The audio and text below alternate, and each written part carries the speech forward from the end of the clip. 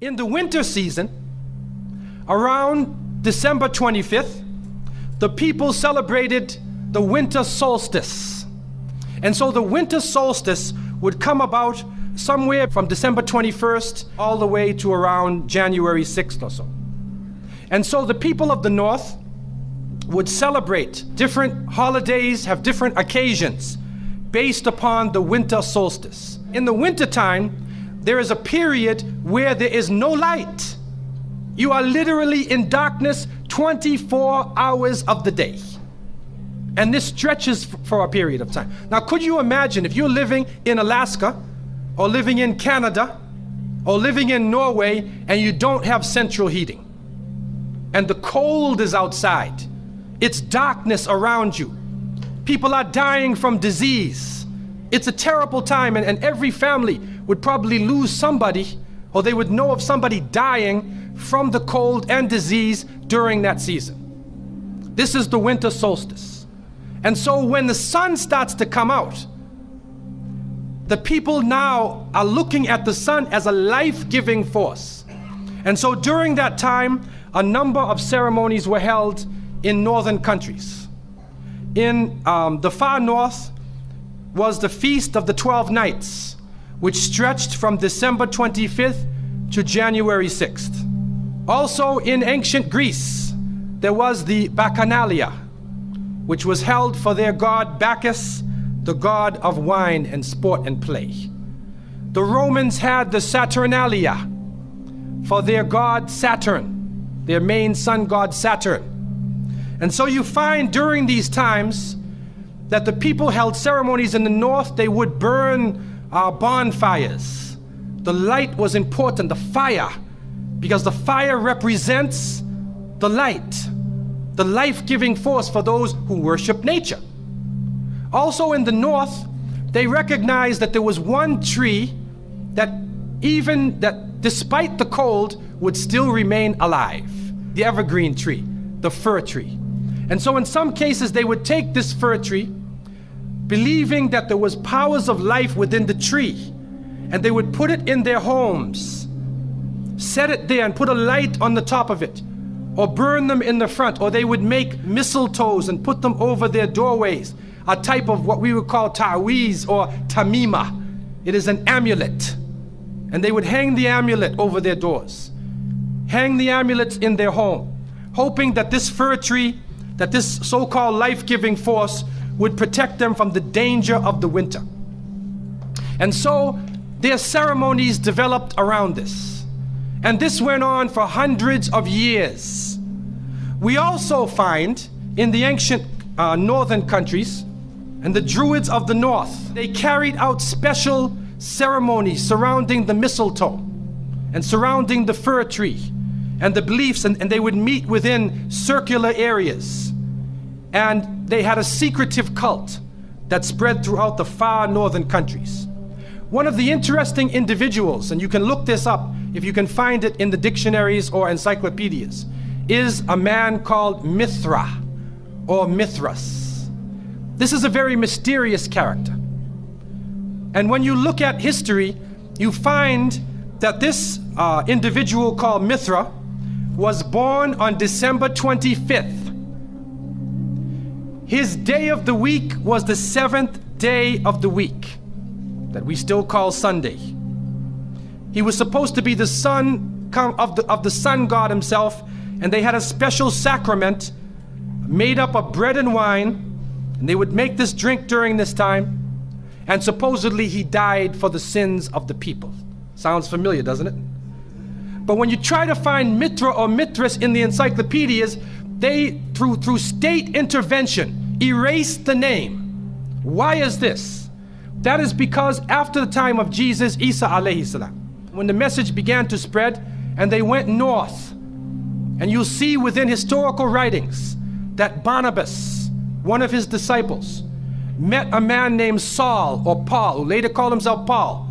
Paul said he saw Jesus on the Damascus road, and he went to the disciples, but the disciples turned against Paul.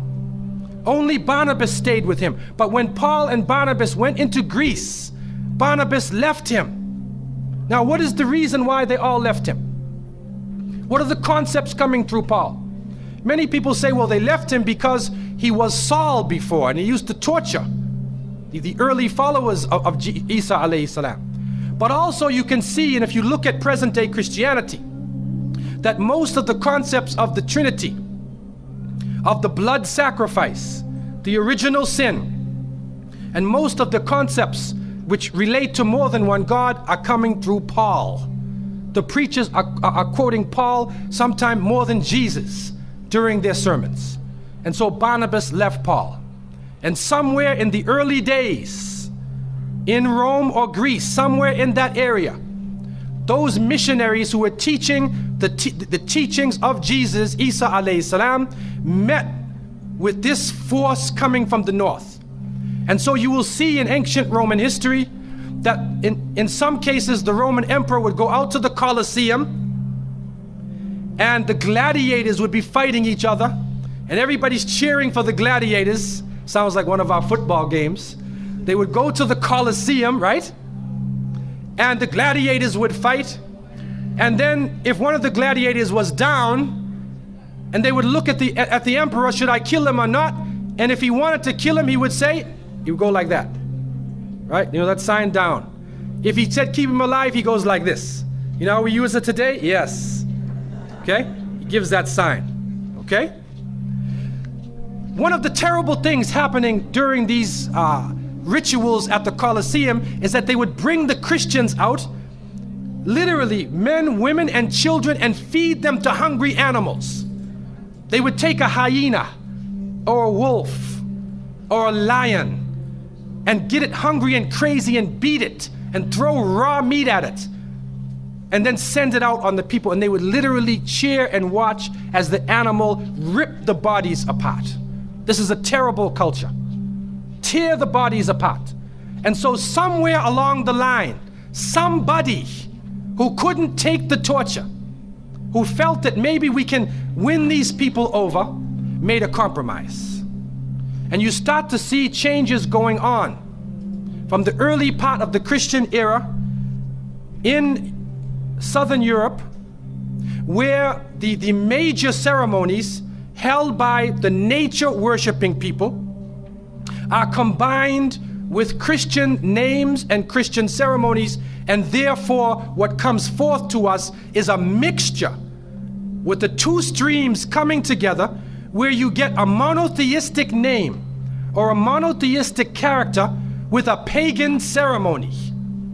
And so the mixture of this together is what is giving us the present day holidays that we see. Number one, we understand that Isa alayhi salam, according to the different reports of the different scholars in many religions, he was not born in the cold weather. History shows us that he was born during the warm weather. Even in the Christian traditions, they have the belief that the shepherds were tending their flocks outside. And in Palestine, you cannot keep your flocks outside in the wintertime in the evening. You bring them in because it's cool at night. And so it was the warm weather. It was also the time of the taxes in the north. In the story coming in the Quran, when we see the mention in chapter 19 in verses 24 to 25, and we see the mention of the story of Mary, because it is the belief of the Muslims that Maryam, may Allah be pleased with her, was a virgin, and she had dedicated her life to the worship of one God, prayer and fasting, and by the power of Allah, that the Creator breathed His Spirit into her, and she conceived Jesus. He said, be, and it is. She conceived Jesus, Isa alayhi salam, without a father, without a man. That is a belief of Islam. It is also a belief that when she felt the pain of the pregnancy, that the angel came to her and told her to go outside of the city. She went outside of the city to a remote area, and there she found a palm tree, and she found water. And it was speaking about rutub, janniya. It was speaking about a type of rutub, or a type of dates.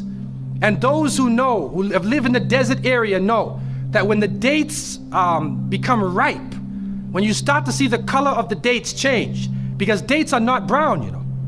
Dates are originally red and they're yellow, they're other colors, but they turn the brown. It's at the height of the heat that the dates become ripe. And so it's at that time that she gave birth to Isa alayhi salam. So from different points of view, different historical points of view and different religions, we understand that Isa alayhi salam was not born during the winter season. He was born in the warm weather. So who was it that was born in the winter season? What is that? Who is that character now? Let us become detectives and try to find out the answer to this problem. Number one, you have to understand this concept of Saturn, the concept of Bacchus. When they are portrayed by the different artists who drew pictures of them or the sculptures, they're usually portrayed as a heavy-set man with a white beard.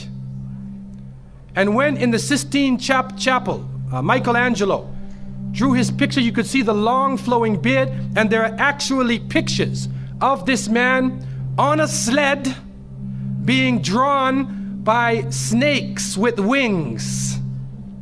Snakes with wings. Snakes do not normally fly.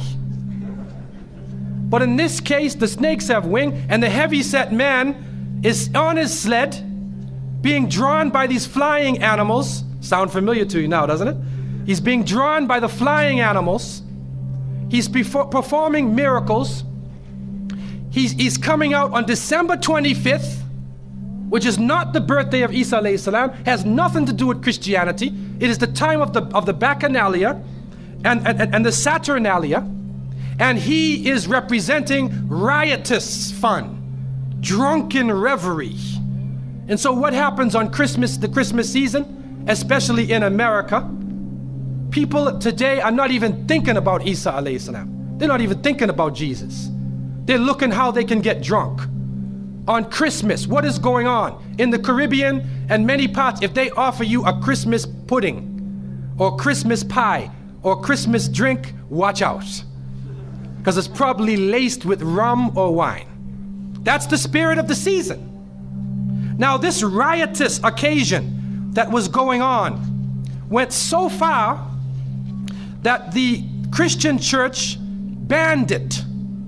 And the Church of England, according to historical sources, actually banned it all the way to 1647. It was prohibited in England to celebrate Christmas because they saw Christmas as being a pagan holiday. This is an official position taken by the Christian church, the Church of England, who were known at that time as Puritans. What happened was an individual was superimposed. A name was superimposed. We hear about the name of Saint Nicholas. Saint Nicholas. Now, Saint Nicholas himself is actually coming from the ancient writings of Beowulf. And in these writings, which are done in the Scandinavian region, we find the name Nick or Nickel or Nicker. He was known as a demon, the demon of the north. He was known as the evil spirit of the north, the name of Odin, the evil principle. And so in Germany and in many of the northern countries, the people actually looked upon this so-called Saint Nick as being an evil force, and they would tell their children in the wintertime, don't go outside, because if you do, Nicholas will come along, Nickel will come along, he'll capture you, put you in his bag, and take you away. And so they used it as a negative concept. In Isaiah, in what is left of the Bible, in chapter 4, in 14:13, the devil is known as the prince of darkness. And it is an understanding that his throne, the seat of his power, is in the north. Somewhere in the north is the seat of power of this evil. And so the Germans also, when they depicted this Nicholas, or this Pelznickel, as they would say, Pelznickel in German, it means a furry devil. When they depicted him, they depicted him as a man with red fur. He had red fur coat, and his base was in the north, and he was the essence of evil. And the Church of England till 1647 took the position that this celebration could not go on. So what we are actually seeing is that the Christmas occasion was actually the time of evil. It was the time of the belief in the Saturnalia and the Bacchanalia. And because of this, they shifted the occasion to New Year's Eve. They shifted all of their feelings and their merriment and their evil to New Year's Eve. Now, before we go to that, looking back at Christmas, what is happening now in Christmas season? I don't know what goes on in Miami, but in the northern cities, on Christmas occasion, they put lights around and Santa Claus parades. Do you have a Santa Claus parade here? They have Santa Claus parades, and St. Nicholas is outside and he's in the streets and everybody's talking about St. Nicholas, and the poor children are taught that St. Nicholas is gonna come down your chimney. Most people don't have chimneys in Miami anyway, but a 350-pound man is gonna come down your chimney and bring you presents and keep his clothes white and red, and he go to all of the homes in the area and put presents in your stockings and put presents under your tree, and then fly back out into space. And the father, the poor father who sweat and toiled all year to get you the presents, gets no credit for the present given to the child. St. Nicholas comes down the chimney, gives you this present, flies off into the night. And many of us were raised thinking, believing in this. Some of us would sneak into the night and look and see our father putting the present under the tree. We knew what he was doing anyway. But you went along with it, and the people say, well, you know, it's Christmas. Don't you like to have fun? You want to stop the children from having fun? What kind of people are you? But what are you teaching the children? You are using the name of Jesus, using the name of Isa alayhi salam, and you are using a figure who historically is the devil. The devil himself, wal-iyadhu billah. They are using his figure, and he has now taken over the Christmas season. Christmas now to most people means materialism. You have to buy presents for your cousins and your friends, and you gotta buy about 34 presents. And you find that most American people are in debt for 6 months after Christmas. Now, where is Jesus? You get drunk, you fight, you lose all your money, the stores raise their prices. Isa alayhi salam is described as a very humble person. Most of the time he didn't wear shoes, only 1 or 2 changes of clothing. A very simple person, eating very simple food, fasting most of the time. You see what is going on? There are 2 streams now, a stream of polytheism, a stream of monotheism, and now the polytheism, the materialism, is overtaking the monotheism and standing in the way and taking over our society. And some foolish Muslims coming along from outside of in their country say, well, I just want to be an American. I want a tree too. So I said, one of the brothers said he had a Christmas tree in his house. He came for, I said, brother, do you know what the tree stands for? He said, no. Okay, I'll get a palm tree with dates. I'll make it halal, a halal Christmas tree. But brother, you have to understand what it means. You have to understand what it means. Number one, the Prophet ﷺ, when he spoke about, he talked about ar-ruqya, wa tama'im, wa tiwala. He said all of these things are shirk. That if you hang amulets thinking that this ta'weez or this amulet is going to protect you from something, then you are actually giving power to the creation of Allah and taking it away from the Creator. If you think that by making some spells, going to a magician and asking them to put a spell on someone, you want to get married, so you go to the Sahir and say, put a spell on Ali, I want to marry him. Put a spell on Zainab. What kind of marriage are you going to have if you go to the magician? And so the Prophet, peace be upon him, named all of these things, the superstitions, the amulets, all of these type of things are the other stream which goes away from monotheism, from the belief in one God, and takes you into another religion.